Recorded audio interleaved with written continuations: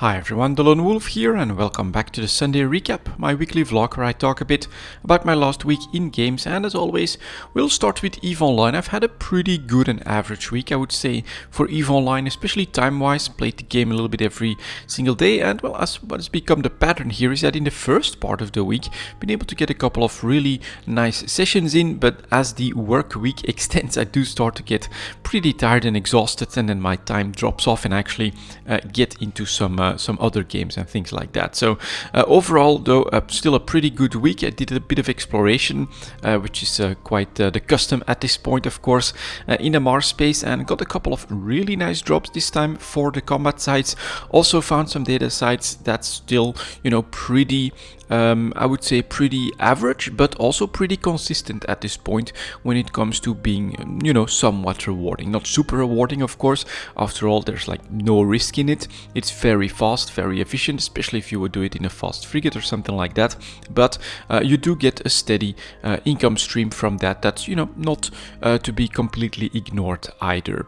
When it comes to other stuff, on the development front, of course, we got the patch for New Dawn, which, well, I think at this point you guys know my opinion, hasn't all in all changed that much. Of course, the raw costs take a very big hit. It'll take a little bit of time before I can go back out there in my Orca, as getting those industry courses, especially the Tech 2 ones, is at first going to take a lot of time, and then it's going to become super expensive. So I think I need a little bit of patience there, but some of you guys have already been sending me some fits for other potential solo mining ships and things like that. So I'll find my way into that profession pretty easily.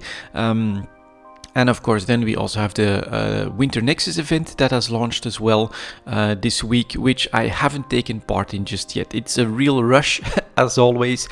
At the start of these events, there are some people that are willing to spend massive amounts of ISK on their ships so that they have that very efficient Marauder option, for instance, for the combat sites. And, some of you guys have been telling me in the comments that you managed to get all 900 points in like 4, 5, 6 hours.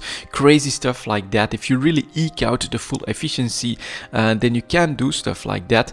This of course also means that there's a lot of competition out there running these sites at the moment, and since CCP has given us quite a lot of time this time, up until January 4th, I myself am having a little bit of patience here, and I'll probably slowly start my way on the Winter Nexus event up to into next week or something like that. At least that's the plan.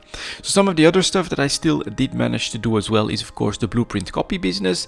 That one is running smoothly. Sales are slow but steady, I would say, and so I am still getting a bit of a return on that. I must admit though, combat capital ships like carriers, dreadnoughts, those BPCs are not selling at all. It is still the focus on, freighters are doing alright.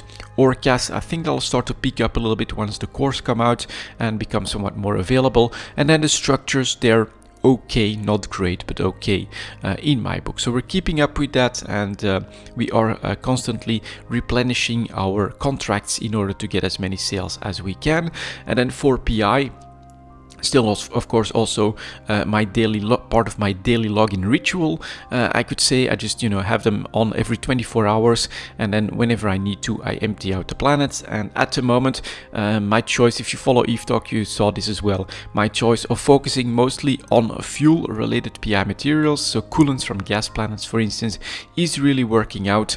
1 year high points, very expensive prices, even historically speaking, when everything else is like 40-50% discounted on their normal average prices. The PI materials for fuels are doing really well to really well, I would say. Especially coolants is a standout at the moment, and since I have big reserves out there, I'm actually trying to sell at the highest possible price without spooking the market with too big volumes. But this does mean that I'm actually getting a return on my PI that's a lot more than what you would expect just from the average prices that you're seeing extracting most PI materials. So yeah, pretty good, I would say, overall. I'm definitely having fun, and I'm still also on like probably a bi-daily basis or something like that, doing a couple of transport trips to bring everything into Amar, doing a little bit of selling there just to consolidate everything that I have at this point. And yeah, good week for me in EVE Online for sure. And this brings me to my other daily ritual at this point. It is 1 or 2 games of Halo Infinite, multiplayer, big team battle, full chaos, and the team doesn't fully depend on your skills, which for me are definitely aging. My aim is terrible, but I do feel like I'm slowly making a little bit of progress, just learning the maps, learning where there's some good weapons for me, getting into the vehicles, trying to be a team player has definitely improved my averages, I would say.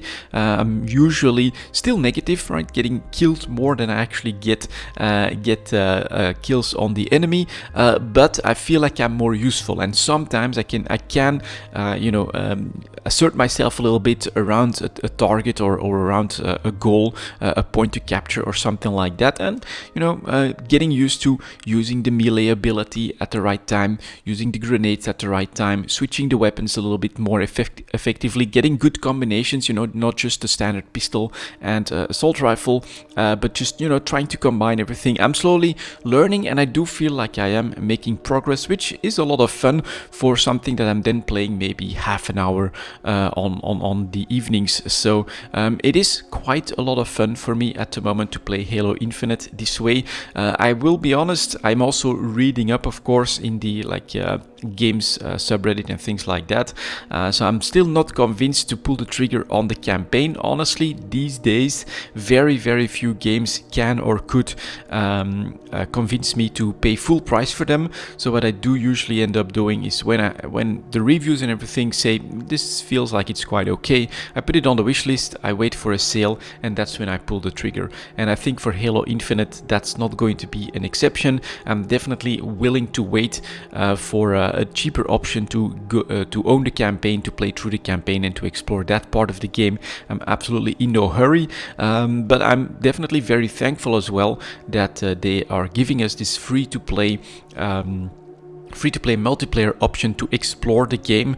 And while I do read a lot about potential monetization problems and how hard they're making the progress bar and things like that, I fully understand that. But from my personal perspective, this Halo Infinite multiplayer, it works, it's fun, and it's very fast. I just get into the game in a matter of a minute or so, and I play. Then I can easily turn the bottom off and be back for the next day. So for me, I don't see any pay to win problems or anything like that with it. Sure, they may be very aggressive. If you want all the skins, if you want all of the bells and whistles for the game, you're going to pay out the nose. But playing completely for free is absolutely an option. There's really no disadvantage to doing that, and I'm having fun just enjoying Halo Infinite that way. So for me, it is still a good game that I would recommend the way I'm doing it at the moment. Explore that free-to-play multiplayer, put as much time as you're having fun with it. Don't